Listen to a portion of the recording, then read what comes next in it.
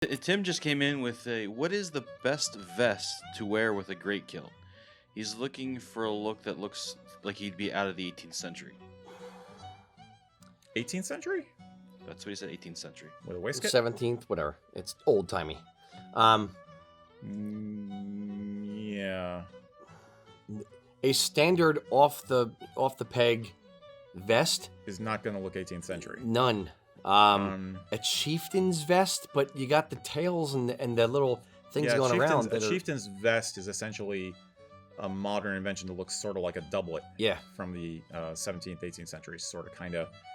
It's playing off of military fashions also, but does he mention the context? Like, is this for fair or for daily wear about town? Or feel free to chime in if you heard that. But yeah, it's not 18th. And the other thing is that keep in mind that 18th century waistcoats are not waistcoats like we think of. A lot of time they had tassets on the front.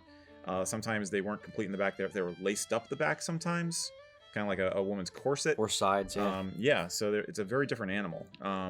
I would say if you're going for a casual wear in the modern day kind of look, where we have a lot of guys doing this now, then any old vest will do fine.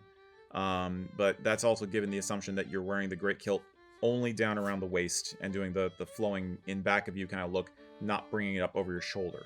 Once you get to the point where you're trying to bring it up over your shoulder, nothing's really going to work right from a modern context. Not really. I would say this. Flat bottom would probably do better than the peaked on the bottom of the vest. Yeah, the thing is, I'm imagining it's going to be the kilt's going to wind up on the outside of the vest. I know. The other things I would think of were maybe like Gentleman's Emporium or like a Western reenactment style store. That's gonna be maybe all, a double-breasted vest. That could look cool in a steampunky kind of way. Yeah, if he's wearing a great kilt today, if he's not going to fair, then it's just something fun. I'm just thinking of things that would look right together. If it's just for fun for daily wear, then I wouldn't even worry about it. So he's saying for reenactments is what he's looking at. Historical reenactment. That's what I'm gathering. Okay. What would Jamie Fraser do? Well, he wouldn't be wearing just the waistcoat, is the thing. He would have the waistcoat and the jacket on, and the great kilt is going to come up over on top of the jacket. Or he'd have a sleeved waistcoat. Yeah. Not just a waistcoat. Of all of us here, Mac has the most experience with 18th century bring clothes. yourself in there. Do you have any other? Talk all about it, Mr. Mac. Pontificate. Yeah, I mean, it depends on really what the look he's going for, but a lot of them are going to have just the regular, I would say a sleeved waistcoat is the best option. And it looks like a jacket, but it's just got sleeves. That's kind of where I would lean.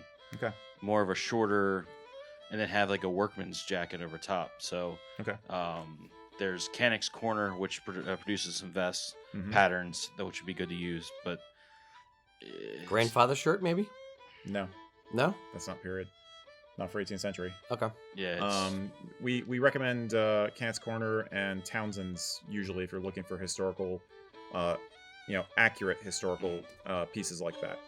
So that's look at the shirts and stuff there. I'm not sure that Townsend's offers a sleeved waistcoat.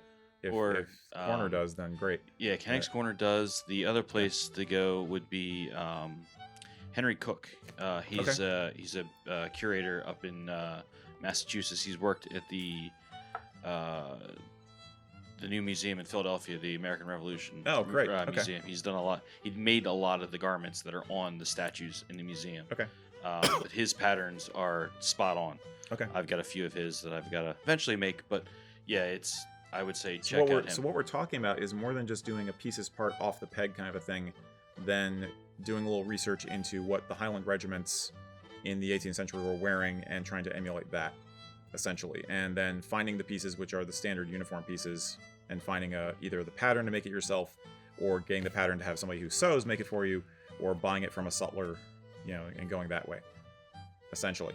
Yeah, and there's lots of guys who do Highland Regiment reenactment that you can hopefully ping for information. Yeah, and depending on where you're located, Fort Frederick does a market fair the end of April, I believe, which is a good spot to go find some of the stuff. Unfortunately, I never get a chance to go there, but it's I hear it's pretty awesome. Cool. It sounds like a fun project though. So good luck with it. Yeah.